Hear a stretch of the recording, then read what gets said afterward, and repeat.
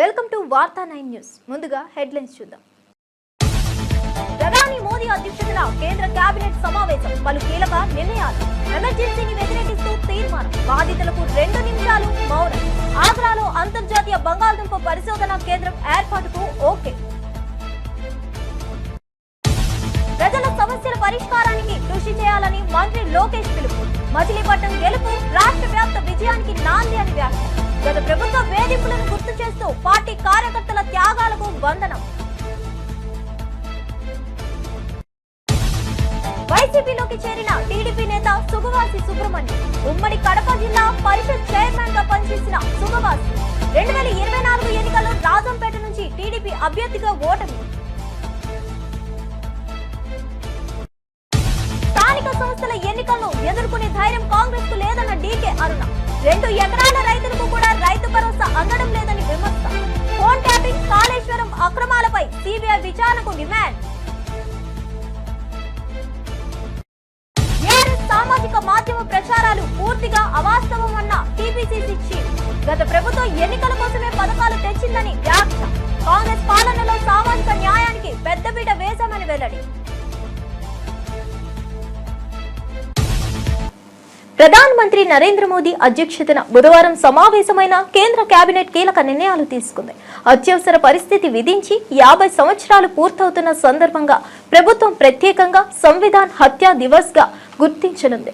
Emergency బాధితులకు నివాళిగా సమావేశ ప్రారంభంలో 2 నిమిషాలు మౌనం పాటించారు. అనంతరం ఎమర్జెన్సీని వ్యతిరేకిస్తూ తీర్మానం ఆమోదించారు. ప్రజాస్వామ్య పరిరక్షణ కోసం పోరాడిన వారి త్యాగాలను గుర్తిస్తూ కేంద్రం కట్టుబాటు చూపించింది. ఇదే సమావేశంలో ఆగ్రా, పూణే నగరాల్లో ప్రాజెక్టులకు ఆమోదం తెలిపింది. అంతరిక్ష యాత్ర చేసిన సుభాష్ శుక్లాను అభినందిస్తూ ప్రత్యేక తీర్మానం చేపట్టారు. ఈ నిర్ణయాలు ప్రజాస్వామ్య విలువలకు కేంద్రం ఇచ్చే ప్రాధాన్యతను ప్రతిబింబిస్తున్నాయని విశ్లేషకులు చెప్తున్నారు. Forgettable chapter in the history of India where the constitution was subverted, the republic and democratic spirit of India was attacked, federalism was undermined, and fundamental rights, human liberty and dignity were suspended. The Union Cabinet reaffirmed that the people of India continue to repose unflinching faith in the Indian Constitution and the resilience of the country's democratic ethos. It is as important for the young as it is for the old to draw inspiration from those who resisted dictatorial tendencies and stood firm to defend our constitution and its democratic fabric. India, as the mother of democracy, stands as an example of preserving, protecting and safeguarding constitutional values. Let us as a nation renew our resolve to uphold our constitution and its democratic. నీటి పారుదల ప్రాజెక్టులపై మంత్రి ఉత్తమ్ కుమార్ రెడ్డి సమీక్ష నిర్వహించారు. గోదావరి బరకచర్ల ప్రాజెక్టుపై న్యాయపరమైన పోరాటానికి తెలంగాణ సిద్ధంగా ఉందని తెలిపారు. ఈ నెల 30న ప్రజాభవన్లో పవర్ పాయింట్ ప్రెజెంటేషన్ ఏర్పాటు చేస్తున్నట్లు ప్రకటించారు. మేడిగడ్డ, అన్నారం, సుందీల బ్యారేజీలపై ఎన్డీఎస్ఏ చేసిన సిఫార్సులను తక్షణమే అమలు చేయాలని పేర్కొన్నారు. ఈ అంశంపై జాప్యం తగదవని స్పష్టం చేశారు. కేంద్ర జలసంఘం మార్గదర్శకాలకు అనుగుణంగా మరామతులు చేపట్టాలని అధికారులను ఆదేశించారు. తెలంగాణకు నీటిలో అన్యాయం జరగకుండా అన్ని విధాలుగా లాయర్ల సహాయంతో పోరాడతామని తెలిపారు. ప్రాజెక్టుల పనితీరుపై పూర్తి స్థాయిలో సమీక్ష జరిపి లోపాల పరిష్కారానికి చర్యలు చేపడతామని వెల్లడించారు. రాష్ట్రానికి ప్రజలు పెద్ద బాధ్యతను అప్పగించారని, వారి విశ్వాసానికి న్యాయం చేయాలని మంత్రి నారా లోకేష్ పిలుపునిచ్చారు. మచిలీపట్నం టీడీపీ శ్రేణులతో సమన్వయ సమావేశం ఏర్పాటు చేసిన లోకేష్ ఈ నియోజకవర్గంలో గెలిచితే రాష్ట్ర వ్యాప్తంగా పార్టీ విజయం ఖాయమని అన్నారు. మాజీ మంత్రి కొల్లు రవీంద్రపై పెట్టిన కేసుల నేపథ్యంలో ఆయన ధైర్యాన్ని కొనియాడారు. కార్యకర్తలు అనేక వేధింపులు ఎదుర్కొంటున్నప్పటికీ పార్టీ పిలుపును గౌరవించి నిబద్ధతతో ముందుకు వచ్చినందుకు కృతజ్ఞతలు తెలిపారు. కృష్ణా విశ్వవిద్యాలయ కార్యక్రమానికి వచ్చిన లోకేష్ ముందుగా కార్యకర్తలతో సమావేశం కావడానికే ప్రాధాన్యత ఇచ్చినట్లు వెల్లడించారు. ఇకపై ప్రతి నేత నియోజకవర్గ పర్యటనలో ముందుగా కార్యకర్తలతో మాట్లాడాలని సూచించారు. ఐకేఎంఆర్ కానివ్వండి, గతంలో జరిగిన బాదుడు కార్యక్రమం కానివ్వండి, బాబు షూరిటీ భవిష్యత్ గ్యారంటీ, బాబు సూపర్ 6, చివరికి శంకరామం పేరుతో డోర్ టు డోర్ తిరిగారు. అంటే దాదాపు సంవత్సరానికి ఒకసారి తిరిగాం. కోవిడ్ సమయంలో కూడా ఆన్లైన్ మీటింగ్ పెట్టుకుని మాట్లాడుకునేవాళ్ళం, చర్చించేవాళ్ళం. దానివల్లే ఈరోజు మనకి ఊహించిన విధంగా మెజారిటీలు వచ్చినాయి. భారతదేశ చరిత్రలో ఎప్పుడు లేని విధంగా 94% సీట్లు కూటమి ప్రభుత్వం కైవసం చేసుకుంది. అధికారంలోకి వచ్చాం, ప్రశాంతమైన వాతావరణం అనుకుండొచ్చు, కానీ ప్రజలకి మనం చేసింది కూడా చెప్పుకోవాలి. మీరు చూస్తే ఒకసారి బాబు సూపర్ 6 కూడా తిరిగేద్దాం. ఉద్యోగాలు కల్పిస్తాం మనం, మెగా డిఎస్సి ఏర్పాటు చేశాం. పెద్ద ఎత్తున పెట్టుబడులు ఎట్లా వస్తున్నాయో మీరు చూస్తున్నారు. ఐటీ రంగంలో ఎలాంటి కంపెనీలు మనం పట్టుకొస్తున్నాం మీరు చూస్తున్నారు. ఎన్ని వివరించి చెప్పాలి. ఎస్, నిరుద్యోగ భృతి కూడా ఇస్తాను, ఈ సంవత్సరంలోనే మొదలు పెడుతున్నాం నిరుద్యోగ భృతి కూడా, అది మీరు వివరించండి. రెండోది తల్లికి వందనం. తల్లికి వందనం అనేది కేవలం డబ్బులు ఇష్టమే కాదు, భూమి కన్నా ఎక్కువ భారం మోసేది మహిళ. మహిళల్ని గౌరవించాలి, తల్లిని గౌరవించాలి అనేది తెలుగుదేశం పార్టీ విధానం. ఇది ఇప్పుడు కాదు, విశ్వవిఖ్యాత నట సార్వభౌమ స్వర్గశ్రీ నందమూరి తారక రామారావు గారి దగ్గర నుంచి బాబు గారి వరకు జరిగేది. అనేక సంస్కరణలు తీసుకొచ్చాం. ఇప్పుడు డబ్బులు ఇస్తున్నాం, మన చేతులు దులుపుకుంటాం కాదు. మహిళల్ని గౌరవించాలని ఇంట్లో మొదలవ్వాలి, మన వాడక భాషలో మొదలవ్వాలి. నేను విద్యాశాఖ మంత్రిగా పుస్తకాలు నేను చూసా. ఆ పుస్తకాల్లో చూస్తే ఇంటి పనులంతా మహిళలు చేసేదే ఉంది, ఫోటోలు. ఈ సంవత్సరం మార్చా, 50% మగవాళ్ళు చేయాలి, 50% ఆడవాళ్ళు చేయాలని పుస్తకాల్లో మేము మార్చా. మహిళల్ని గౌరవించాలనేది ఇంట్లో మొదలవ్వాలి. ఇది మనం మాట్లాడాలి. తల్లికి వందనం అనేది చాలా ఇంపార్టెంట్. డబ్బులు ఇస్తే కాదు, గౌరవించాలనేది. జూలై 5వ తారీఖు నాడు పీటీఎం మీటింగ్ జరుగుతుంది. ఆ పీటీఎం మీటింగ్లో పిల్లలందరూ తల్లి ఆశీర్వాదం కూడా తీసుకోవాలని పెట్టాం. నేర్చుకోవాలి మనం, అది చాలా చాలా అవసరం కూడా. ఉచిత గ్యాస్, ప్రతి ఏటా 3 ఉచిత గ్యాస్ సిలిండర్లు ఇస్తాను. ఇప్పటికీ 2 కోట్ల గ్యాస్ సిలిండర్లు ఉచితంగా మనం అందజేశాం. కానీ దాంట్లో ఒక ఇబ్బంది ఉంది, కొంతమంది వాడుకుంటున్నారు, కొంతమంది వాడుకోవట్లేదు. అందుకే ఈ సంవత్సరం నుంచి నేరుగా రాయలసీమ రాజకీయాల్లో కీలక మార్పు చోటు చేసుకుంది. టీడీపీ సీనియర్ నేత సుగవాసి బాలసుబ్రహ్మణ్యం పార్టీకి గుడ్ బై చెప్పి వైఎస్ జగన్ సమక్షంలో వైసీపీలో చేరారు.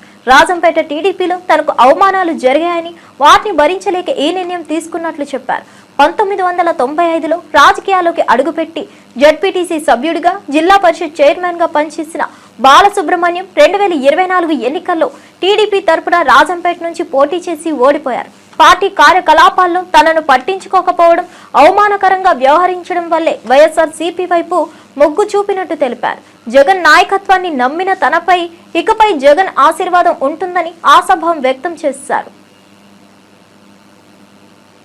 రేవంత్ రెడ్డి ప్రభుత్వం చేసే దుబారా ఖర్చులపై విచారణ జరిపితే అసలు వాస్తవాలు వెలుగులోకి వస్తాయని ఎమ్మెల్యే కేపీ వివేకానంద ఘాటు వ్యాఖ్యలు చేశారు. చిన్న విషయాలకు పెద్ద ఎత్తున నిధులు ఖర్చు చేస్తూ ప్రచారాలు మోత మోగిస్తున్నారని విమర్శించారు. చరానా కోడికి బరానా మసాలా అన్నట్టుగా ప్రభుత్వ ఖర్చులు పెంచుతున్నారని ధ్వజమెత్తారు. ప్రజా ప్రయోజనాలకు కాకుండా పార్టీ ప్రచారానికే నిధులు దుర్వినియోగం చేస్తున్నారని ఆరోపించారు. అంతేకాదు, సోషల్ మీడియాలో కేసీఆర్, కేటీఆర్లను లక్ష్యంగా చేసుకునే ప్రచారాలకు ప్రభుత్వ సొమ్మే వాడుతున్నారని తెలిపారు. ఈ విషయాలన్నీ ప్రజల్లోకి తేలికగా వెళ్లేలా చేయాల్సిన బాధ్యత తనదేనని స్పష్టం చేశారు. దుబారా పాలనను త్వరలోనే బహిర్గతం చేస్తామని హెచ్చరించారు. ఈ రకంగా ఈ హక్కు ఎవరిచ్చిరు? నీకు 170 కోట్ల రూపాయల ప్రజాధనాన్ని వృధా చేయడానికి నీకు ఎవరి అధికారాన్ని ఇచ్చారు? కేసు అంటే ఇది ప్యూర్లీ అవినీతి నిరోధక ఒక యాంటీ కరప్షన్ సంబంధించినటువంటి సెక్షన్ కి ఖచ్చితంగా ఈ సెక్షన్ అట్రాక్ట్ అవుతుంది. బీఆర్ఎస్ పార్టీ డిమాండ్ చేస్తామని దమ్ముంటే రేవంత్ రెడ్డి గారు ఫార్మా ఈ కార్ రేస్ మీద కాదు, కేసీబీ కేసు కావాల్సింది నీ ప్రభుత్వం మీద కావాలి. 170 కోట్లు ఎవరయ్యా జాగిరి అని మీరు లంచం కింద ఇచ్చినారు, సమానం చెప్పాలి, విచారణ దీని మీద వేయాలి. అరే అంత పెద్ద ఎత్తున ఫార్మా ఈ కార్ రేస్ మనం ఏర్పాటు చేస్తే హైదరాబాద్ నగరం ఒక ఖ్యాతి ప్రపంచవ్యాప్తంగా అందరూ కూడా పెంచి తర్వాత అందరు చూసి ఆకర్షితులై దాదాపు 700 కోట్ల రూపాయలు పెట్టుబడులు రాష్ట్రానికి వచ్చినాయని చెప్పి నిల్సన్ సర్వే చాలా క్లియర్గా స్పష్టం చేసింది, నివేదికనిచ్చింది. మరి అలాంటి ఒక చక్కటి ఒక ఫార్మైకా రేస్ ని నెక్స్ట్ కంటిన్యూ చేయకపోగా మా మీద కేసు ఏసీబీ కేసు పెట్టిన మా నాయకుడి పైన కేటీఆర్ గారి పైన ఎలాంటి ఆధారాలు లేకుండా డబ్బులు ఉండంగా 40 కోట్లు 50 కోట్లు ఉన్నాయని చెప్తున్న సంస్థ చెప్తా ఉంటే కూడా మళ్ళీ ఏసీబీ కేసు పెట్టి పోలీస్ స్టేషన్ చుట్టూ జనవరిలో పిలిస్తే మళ్ళా మొన్న పిలిచినారు కేసుకి.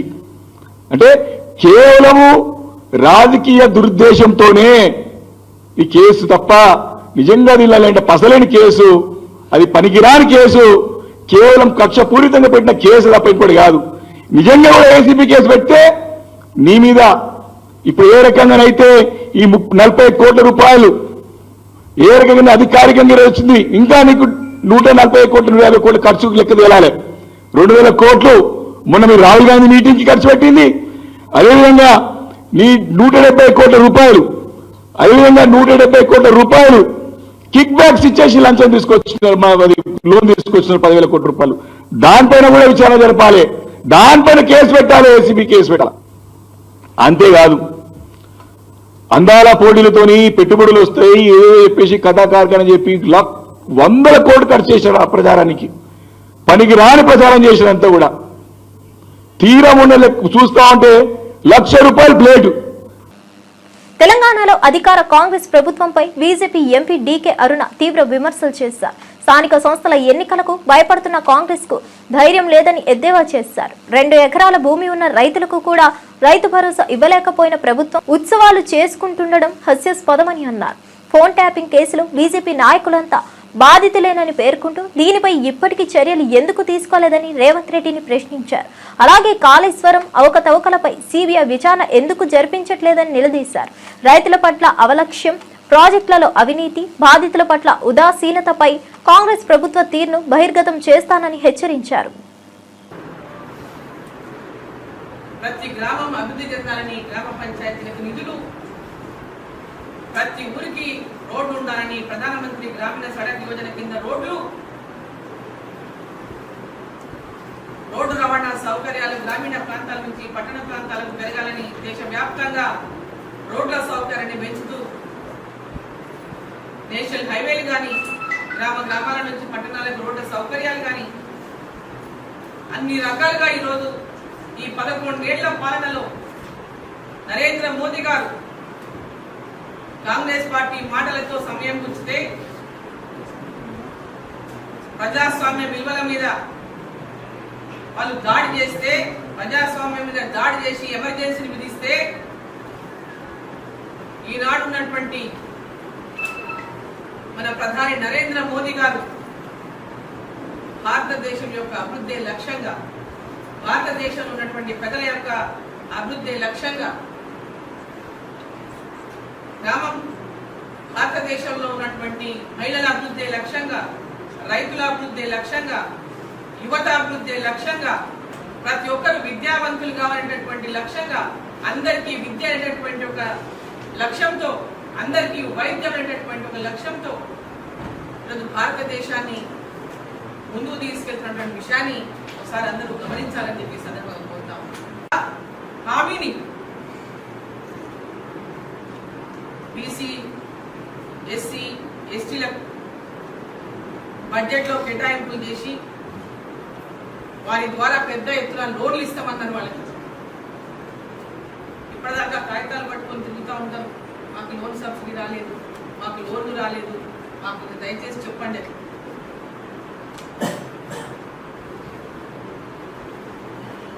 ఎక్కడ కూడా ఏ పథకమైనా ఇప్పటిదాకా పూర్తిగా మేము అమలు చేసినాము అనే పరిస్థితిలో ఈ రాష్ట్ర ప్రభుత్వాన్ని అరాకొరా చేసి మేము రైతు రుణమాఫీ చేసేసినాం, అరాకొరా ఇచ్చి రైతు భరోసా ఇచ్చేసినాం. ఈరోజు స్వయంగా ముఖ్యమంత్రి గారే నిధులు లేవు, డబ్బులు లేవు, ఏం చేయాలి, నేను లంకె బిందెలు ఉన్నాయనుకున్నా, ఇక్కడ ఖాళీ బిందెలు ఉన్నాయి, ఎక్కడ పడితే అప్పు కూడా పుట్టలేదు, ఏడు అప్పు కూడా ఇస్తలేరు మాకు, మనం ఎవరు నమ్ముతలేరని స్వయంగా ముఖ్యమంత్రి గారే మాట్లాడు. అంటే ఎంత దుస్థితిలో ఈరోజు ఈ రాష్ట్ర ప్రభుత్వం ఉందో ఒకసారి మనం అందరం కూడా ఆలోచన చేయాలి. తెలంగాణ కాంగ్రెస్ అధ్యక్షుడు మహేష్ కుమార్ గౌడ్ బీఆర్ఎస్ దుష్ప్రచారాలను తిప్పికొట్టారు. బీఆర్ఎస్ సామాజిక మాధ్యమాల్లో అసత్య ప్రచారాలతో ప్రజలను తప్పుదోవ పట్టిస్తుందని ఆరోపించారు. కాంగ్రెస్ హయాంలో జరిగే సామాజిక న్యాయం గతంలో ఎన్నడూ జరగలేదన్నారు. హుజూరాబాద్ ఉప ఎన్నికల సమయంలో దళిత బంధు పథకం ప్రారంభం ఓ ఎన్నికల కుట్రలో భాగమేనని విమర్శించారు. కేవలం 18 నెలల్లోనే కాంగ్రెస్ ప్రభుత్వం బీఆర్ఎస్ 10 ఏళ్ల పాలన కంటే మెరుగైన అభివృద్ధిని సాధించిందన్నారు. బీఆర్ఎస్ ప్రభుత్వం ప్రజల హక్కులు తాకట్టు పెట్టిందని తీవ్ర స్థాయిలో విరుచుకుపడ్డారు. సోషల్ మీడియాలో జరుగుతున్న అసత్య ఆరోపణలపై ప్రజలు మోసపోవద్దని విజ్ఞప్తి చేశారు. గొడవలు జరుగుతూ ఉన్నాయి. ఆధిపత్య పోరులో నేను ముందని కవిత, కేటీఆర్, హరీష్ రావు పోటీ పడుతున్న సందర్భం. ఇలా కవిత చాలా మాటలు మాట్లాడుతోంది. ఆవిడ మహిళల అభివృద్ధి గురించి మాట్లాడుతోంది. సిగ్గుచేటు. 5 ఏళ్ళు ఒక మహిళను క్యాబినెట్లో పెట్టుకోకుంటే ఆ రోజు గలమెత్తని నీవు ఇలా మహిళల కోసం పోస్ట్ కార్డు ఉద్యమం అని ఏదో మాటలు మాడుతోంది. ఎవరు నమ్ముతారమ్మా నిన్ను? 10 ఏళ్ళు అధికారంలో ఉన్నావు కదా, అప్పుడు ఎందుకు మీ నాయన అడగలేకపోయావు? మొన్న రాసిన లేఖ 10 ఏళ్ల ముందు ఎందుకు రాయలేకపోయినావు? ఎందుకు నిలదీయలేకపోయినావు? ఇలా బీసీల గురించి మాట్లాడుతూ ఉంది. కృష్ణయ్య గారు అంటే నాకు అపారమైన గౌరవం. 30 ఏళ్లుగా నేను కృష్ణయ్య గారిని ఫాలో అవుతా ఉన్నాను. బీసీ ఉద్యమంలో ఆయన సాటే. ఆయన కవిత గారు కితాబ్ ఇస్తా ఉన్నారు. ఏ రకంగా ఇస్తా ఉన్నారన్నా మీరు? ఏం చేసింది కవిత బీసీల కోసం? వీళ్ళ అధికారం పోయిన తర్వాత వీళ్ళ బీసీల గురించి మాట్లాడితే ఎవరు ఒప్పుకుంటారు? ఏం చేశారు మీరు బీసీల కోసం? స్థానిక సంస్థల ఎన్నిక రిజర్వేషన్ని తగ్గించి 21% పడేసింది వీరు కాదా? ఎవరు ఏ బీసీకి వారు అందలం ఎక్కిచ్చారు, ఏ ఎస్సీకి అందలం ఎక్కిచ్చారు? ఇలా స్పీకర్తో 5 అవకాశం ఇచ్చాం దళితులకి. మీరు ఒకరంటే ఒకటి పెట్టి అర్ధరాత్రి తీసేసినట్టు పాపం రాజయ్య గారిని. ఇంతవరకు చెప్పలే ఎందుకు తీసేశారు అనేది. విచ్చలు విడిగా దోపిడి తప్ప, మోసం తప్ప 10 ఏళ్ల బీఆర్ఎస్ కాలంలో ఏమీ జరగలే. ఇవాళ మేము కేవలం రైతు సంక్షేమం మీద, వ్యవసాయం రైతు సంక్షేమం మీద 1,04,000 కోట్లు పెట్టామంటే మాకు రైతుల పట్ల ఉన్నటువంటి చిత్తశుద్ధి ఏంటో ప్రజలు అర్థం చేసుకోవాలి. 2014 నుంచి 23 వరకు ఎన్ని మాటలు చెప్పి మోసం చేశారో ఒకసారి అర్థం చేసుకోవాలి. డబుల్ బెడ్రూమ్ అని సైరన్ మోగించి తుదకి ఎవరికి ఇల్లు ఇవ్వకుంటే ఆయన ఫలానం చిత్తగించిన సందర్భం.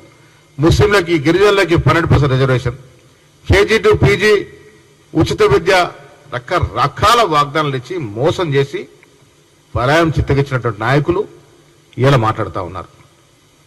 బీఆర్ఎస్ 10 ఏళ్ల కాలంలో వెలగబెట్టింది ఏంటి అంటే రాజ్యాంగానికి విరుద్ధంగా ప్రజాస్వామ్యాన్ని తుంగలు తొక్కే విధంగా ఫోన్ ట్యాపింగ్ చేసినారు. కేసీఆర్, కేటీఆర్కి ఎవడిచ్చాడు హక్కు? మాలాంటి రాజకీయ నాయకులు యొక్క ప్రైవసీని దెబ్బతీసే హక్కు మీకు ఎవడిచ్చినాడు? సినీ తారలు ఇంత తక్కువ కాలంలోనే ప్రజల్లో తీవ్ర వ్యతిరేకత నెలకొన్నదని వైఎస్ జగన్ తీవ్ర విమర్శలు చేశారు. ఒక పక్క ప్రజల దృష్టిని మళ్లించే డైవర్షన్ రాజకీయాలు, మరోపక్క ప్రజల తరపున ఎవరైనా ప్రశ్నిస్తే అణచివేత చర్యలు చేపడుతున్నారని ధ్వజమెత్తారు. మా పాలనలో ఎన్నో సంస్కరణలు తీసుకువచ్చాయని, కానీ ఇప్పటి ప్రభుత్వం ప్రతి వ్యవస్థను ధ్వంసం చేసిందని ఆరోపించారు. ప్రజల మీద తిరుగుబాటు పాలన నడుస్తుందని, ఇది ప్రజా సౌమ్యానికి ప్రమాదకరమని హెచ్చరించారు. తాము అభివృద్ధి తలపెట్టితే ఇప్పుడు అధికారం వచ్చినా వారు వెనక్కి తీసే పనిలో పడ్డారని తెలిపారు. చంద్రబాబు పాలనపై ప్రజల్లో తిరుగుబాటు భావన పెరుగుతుందని జగన్ చెప్పారు. అంత తక్కువ కాలంలోనే ఇంత దారుణమైన ప్రజా వ్యతిరేకత చంద్రబాబు నాయుడు గారి ప్రభుత్వంలో ఈ రోజు కనిపిస్తా ఉన్న నేపథ్యంలో చంద్రబాబు నాయుడు గారు ఈ వ్యతిరేకత మధ్య ప్రజలకు మంచి చేయాల్సింది పోయి మంచి అన్నది పక్కకెళ్ళిపోయింది కాబట్టి, అబద్ధాలు మోసాలు మాత్రమే మిగిలాయి కాబట్టి ప్రజలను తప్పుదోవ పట్టించే కార్యక్రమంలో భాగంగా ఈరోజు రాష్ట్రంలో ఎప్పుడూ చూడనని డైవర్షన్ పాలిటిక్స్ ఈరోజు చూస్తూ ఉన్నాం.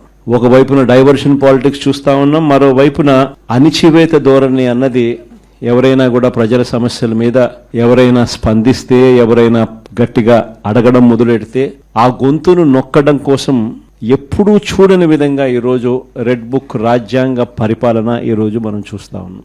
మన 5 సంవత్సరాల పాలనకు చంద్రబాబు నాయుడు గారి ఇప్పటి పాలనకు మధ్య తేడా అన్నది ప్రస్ఫుటంగా ప్రజలకు అర్థమయ్యేట్టుగా ఈ సంవత్సర కాలంలోనే పాలన చూస్తే ఎవరికైనా కూడా ఇట్టే అర్థమయ్యే పరిస్థితి, వ్యత్యాసం అన్నది ఈరోజు ప్రతి ఒక్కరికి కూడా తేడా తెలుస్తూ ఉంది. మన 5 సంవత్సరాల మన కాలంలో ఎప్పుడూ ఇంతకు ముందు జరగని విధంగా వివక్ష లేకుండా కులం చూడలేదు, మతం చూడలేదు, రాజకీయాలు కూడా చూడలేదు, చివరికి ఏ పార్టీ అని కూడా చూడకుండా మంచి చేసిన ప్రభుత్వం ఒకవైపున మనది కనిపిస్తే, రెండవ వైపున ఇటువైపున ఈ రోజు ఈ సంవత్సర కాలంలో కనిపిస్తా ఉన్నది ఏమిటి అని అంటే, మంచి అన్నది ఎలాగూ లేదు, వివక్షకు తావు ఎలాగూ లేదు, ఎందుకనంటే ప్రతి పథకము ఏ పథకము లేదు కాబట్టి. మరోవైపున పూర్తిగా రెడ్ బుక్ రాజ్యాంగం అమలు చేస్తూ విచ్చలు విడిగా ఈరోజు అన్యాయాలే కనిపిస్తూ ఉన్నాయి. మన ప్రభుత్వంలో ఎప్పుడూ చూడని విధంగా విద్య, వైద్యం, వ్యవసాయం, పారదర్శకత పాలన, law and order, Disha app లాంటివి రెవల్యూషనరీ రిఫార్మ్స్ తీసుకొని వచ్చి ఎప్పుడు చూడని మార్పులు మనం తీసుకొస్తే ఈరోజు ప్రతి వ్యవస్థ కూడా కొలాప్స్ అయిపోయిన పరిస్థితులు ఈరోజు కనిపిస్తా ఉన్నాయి. బీసీ డిక్లరేషన్ లో ఇచ్చిన ఒక్క హామీ అయినా కాంగ్రెస్ పార్టీ అమలు చేసిందా అని మాజీ మంత్రి వి శ్రీనివాస్ గౌడ్ ప్రశ్నించారు. స్థానిక సంస్థల్లో బీసీలకు 42% రిజర్వేషన్లు ఇస్తామని ప్రకటించిన హామీ ఏమైందని నిలదీశారు. అసెంబ్లీ ఎన్నికల ముందు ఇచ్చిన బీసీ హామీలన్నీ మర్చిపోయారన్నారు. బీసీలకు న్యాయం చేయాలని కోరుతూ రిజర్వేషన్ల అమలు తర్వాతే పంచాయతీ ఎన్నికలు నిర్వహించాలని డిమాండ్ చేశారు. మాటలకే పరిమితమై వాస్తవికంగా బీసీలకు ఎటువంటి ప్రయోజనం కలగలేదని విమర్శించారు. బీసీల హక్కుల కోసం పోరాటం కొనసాగుతుందన్నారు. పార్టీలు బీసీలను ఓటు బ్యాంక్ గా మాత్రమే చూస్తున్నాయన్నారు. సరే ఇదొకటన్నా నెరవేర్తే అనుకున్నారు, కానీ ఈరోజు హైకోర్టు తీర్పు వచ్చింది. సెప్టెంబర్ 30 లోపల ఎలక్షన్ పెట్టాలని అన్నారు. హైకోర్టులో మీరు ఏం చెప్పారు? జీపీవై మాకు 30 రోజుల గడువు కావాలి, బీసీ రిజర్వేషన్ పైన మేము ఎలక్షన్స్ పోస్ట్పోన్ చేయడం జరిగింది, 30 రోజుల్లో రిజర్వేషన్స్ ఇచ్చి మేము ఎలక్షన్ కండక్ట్ చేస్తామన్నారు. ఇలా ఎలక్షన్ కమిషన్ 60 రోజులు అడిగింది. మొత్తం మీద 30 సెప్టెంబర్ లోపల ఎలక్షన్ పెట్టమన్నారు. 30 సెప్టెంబర్ లోపల మీరు ఎలక్షన్ బీసీ రిజర్వేషన్ ఎట్లా ఇస్తారు? ప్రజలకు చెప్పాల్సిన అవసరం ఉంది. అసెంబ్లీ తీర్మానం చేసిన తర్వాత కేంద్రానికి లేఖ పంపిణీ తప్ప అసలు లేఖ పోకముందే, ఆడికి ఢిల్లీకి చేరకముందే, ఈడ గవర్నర్ సంతకం పెట్టకముందే ఢిల్లీలో ధర్నా చేశారు. అందరూ అనుకున్నారు ఇంత అడ్వాన్స్గా ఢిల్లీలో ధర్నా చేసి గవర్నర్ సంతకం పెట్టి పార్లమెంట్లో పెట్టి చట్టసభ సవరణ చేస్తారనుకున్నారు. కానీ అలాంటి ప్రయత్నం ఎక్కడ జరగలేదు. ప్రధానమంత్రిని కలుస్తున్నారు ముఖ్యమంత్రి గారు అంటే ఇదే అంశం అనుకున్నారు అందరూ. కానీ ఒక్కనాడు ఒక లెటర్ ఇవ్వలేదు, పార్లమెంట్లో చర్చించలేదు, ప్రభుత్వాన్ని కోరలేదు, డెలిగేషన్ పంపలేదు, కనీసం అఖిలపక్ష మీటింగ్ పెట్టలేదు, అఖిలపక్షాన్ని తీసుకోపోలేదు. గవర్నర్ సంతకం కాకముందే అడవుడు చేసిండ్రు. ఇవాళ కోర్టుకు 30 రోజుల్లో అమలు చేస్తామని చెప్పిండ్రు. కోర్టు తీర్పిచ్చింది. దేశానికి రోల్ మోడల్ అన్నారు, బీసీ జనగణన చేసినామన్నారు. ఎక్కడ కూడా మహిళలు ఎంతమంది, పురుషులు ఎంతమంది, జిల్లాల వారీగా, మండలాల వారీగా, గ్రామాల వారీగా ఎక్కడ కూడా జాబితా తయారు చేయలేదు, పబ్లిక్ చేయలేదు. ఉన్న సంఖ్యను తక్కువ చేసి చూపించారు. ఎస్కేఎస్ సర్వేలో 51% ఉంటే దాన్ని కుదించారు. ముస్లింలకు సంబంధం లేకుండా 51% ఉంటే కుదించారు, తక్కువ చేసి చూపించారు. అయినా సరే 42% ఇస్తామన్నారు. కానీ అనేది చూస్తాం. మా పార్టీ తరఫున కూడా మద్దతు తెలిపారు. అఖిలపక్షం మేము వస్తామని అసెంబ్లీ తీర్మానంలో కూడా మద్దతు తెలిపారు. గత టర్మ్లోనే చట్టసభలో కూడా రిజర్వేషన్ ఇవ్వాలని చెప్పి తీర్మానం చేసి పంపినాం. ఎమ్మెల్సీలలో స్థానం కల్పించినాం. ఎంపీలలో 2 ఎంపీలు అంటే బీసీలకు స్థానం ఇచ్చినాం. మార్కెట్ యార్డ్లో రిజర్వేషన్ ఇచ్చినాం. కానీ స్థానిక సంస్థలలో మేము చిత్తశుద్ధి అని చెప్పి కోర్టుకి ఇచ్చినటువంటి దానిలో 6 గ్యారంటీలపై సోనియా గాంధీ సంతకం చేసిన గ్యారంటీ కార్డులు ఇంటింటికి పంచుతూ ప్రజలను మోసం చేశారని కల్వకుంట్ల కవిత ఆరోపించారు. ప్రత్యేకంగా మహిళలు, వృద్ధులు, వికలాంగులు సోనియా ముఖాన్ని నమ్మి ఓటు వేసిన పరిస్థితిలో వారిని తీవ్రంగా మోసం చేశారని మండిపడ్డారు. తమ నమ్మకాన్ని కాంగ్రెస్ దుర్వినియోగం చేసిందన్నారు. పెన్షన్ మొత్తాన్ని పెంచాలని కోరుతూ సోనియాకు వేలాది పోస్ట్ కార్డులు పంపినట్లు వెల్లడించారు. రేవంత్ రెడ్డికి పెన్షన్ల పెంపుపై ఆదేశాలు ఇవ్వాలని సోనియాను కోరుతున్నామన్నారు. గ్యారంటీలు ఇచ్చిన పార్టీగా ప్రజలపై ఉన్న బాధ్యతను తీరుస్తారా లేదా అన్నది తేలాల్సిన సమయం వచ్చిందని హెచ్చరించారు. ప్రచారంలో ఇచ్చిన హామీలను పాటించకపోతే ప్రజలే బుద్ధి చెబుతారని అన్నారు. తెలంగాణలో కాంగ్రెస్ ప్రభుత్వం ఏర్పడి 18 నెలలు కావస్తా ఉన్నది. ఈ 18 నెలల్లో ఏదైతే మీరు వాగ్దానాలు చేశారో, ముఖ్యంగా వృద్ధులకు 2000 ఉన్న పెన్షన్ 4000 చేస్తామన్నారు, వికలాంగులకు 4000 ఉన్న పెన్షన్ 6000 చేస్తామని చెప్పిండ్రు, మహిళలందరికీ కూడా నెలకు 2500 రూపాయలు ఇస్తామని చెప్పిండ్రు. ఇట్లా మీరు అనేకమైనటువంటి వాగ్దానాలు చేసిండ్రు. కానీ 18 నెలలు అవుతున్నా కూడా ఆ వాగ్దానాలు పూర్తి చేసే దిశగా మీరు ఆలోచన చేస్తలేరు. కాంగ్రెస్ ప్రభుత్వాన్ని వాళ్ళు నేను డిమాండ్ చేసేది ఒకటే, మేము ఇవాళ తెలంగాణ ప్రజలు, ముఖ్యంగా తెలంగాణ మహిళలు, సోనియా గాంధీ గారు గ్యారంటీ కార్డులు సంతకం పెట్టి ఇంటింటికి పంచిండ్రు, పేపర్లలో వేసిండ్రు, ఫ్రంట్ పేజీలలో అడ్వర్టైజ్మెంట్లు వేసిండ్రు. అవి చూసి సోనియా గాంధీ గారు ముఖం చూసి నమ్మి కాంగ్రెస్ కి అధికారం ఇచ్చిండ్రు. ఇస్తే మరి మీ కోటేసినటువంటి మహిళలు మీరు మోసం చేసిండ్రు, మీ కోటేసినటువంటి వృద్ధులను మీరు మోసం చేసిండ్రు, మీకు ఓటు వేసినటువంటి వికలాంగులను మీరు మోసం చేసిండ్రు. అందుకే ఇవాళ మేము వేల సంఖ్యలో పోస్ట్ కార్డులు తీసుకొని సోనియా గాంధీ గారికి మరి మేము పంపించడం జరుగుతూ ఉన్నది. దీంట్లో మేము ఒకటే రాసినాం, అమ్మ సోనియమ్మ, మీరు మీ రేవంత్ రెడ్డి గారిని, మీ ముఖ్యమంత్రిని ఆదేశించండి, తక్షణమే మాకు పెన్షన్లు ఇప్పించండి అని చెప్పి సోనియా గాంధీ గారికి రిక్వెస్ట్ చేసినాం. ఇంకా కూడా ప్రతి జిల్లా నుంచి, ప్రతి చోటి నుంచి కూడా పెద్ద ఎత్తున ఈ పోస్ట్ కార్డులు పంపుతామని కూడా మేము ఈ సందర్భంగా తెలియజేస్తున్నాం. ముఖ్యమంత్రి గారు తక్షణమే పెన్షన్లు విడుదల చేయాలని చెప్పి డిమాండ్ చేస్తా ఉన్నాం. వికారాబాద్ జిల్లా కుల్కచర్ల మండలంలో ఏర్పాటు చేసిన ప్రత్యేక ప్రజా సదస్సులో మెదక్ ఎంపీ రఘునందన్ రావు పాల్గొన్నారు.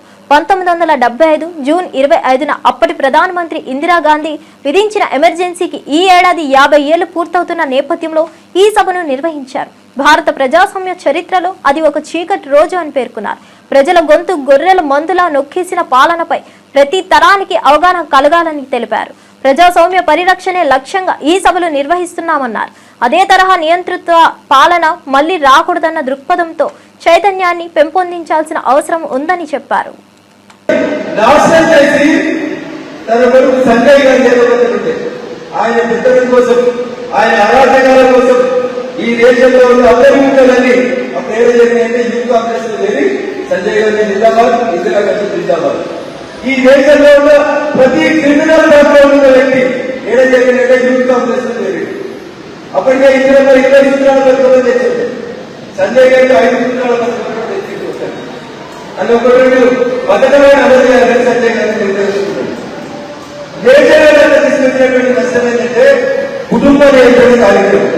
ఎవరు దొరకడానికి ఆపరేషన్ చేసి, రాత్రి సెకండ్ లో రాకపోతుంటే వాళ్ళకి ఆపరేషన్ చేసి, ఇల్లు లేకపోతే ఫుట్పాత్ మీద పడుతుంటే వాళ్ళు దొరకడానికి తీసుకొని ఆపరేషన్ చేసి, ఆ రోజుల్లో 1975లో 70 లక్షల మందికి దొరకబడి ఆపరేషన్ చేసి, అంటే పెళ్లిగానే దొరకబడి ఆపరేషన్ చేసి, ఎందుకు చేసిన సంజయ్ గారికి ఇటువంటి మూర్ఖుల శక్తిలో ప్రజాస్వామ్యం ప్రమాదానికి రెండోసారి జరిగింది.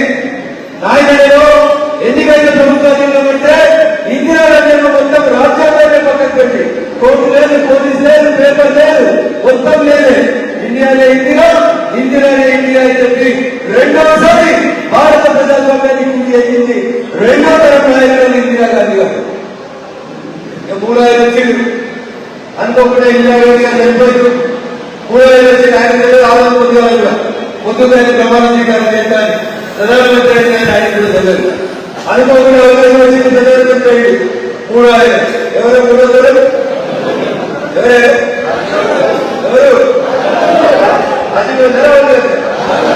రాజీవ్ గాంధీ గారు మూడో తరం నాయకుడు ఈ దేశానికి ప్రధానమంత్రి.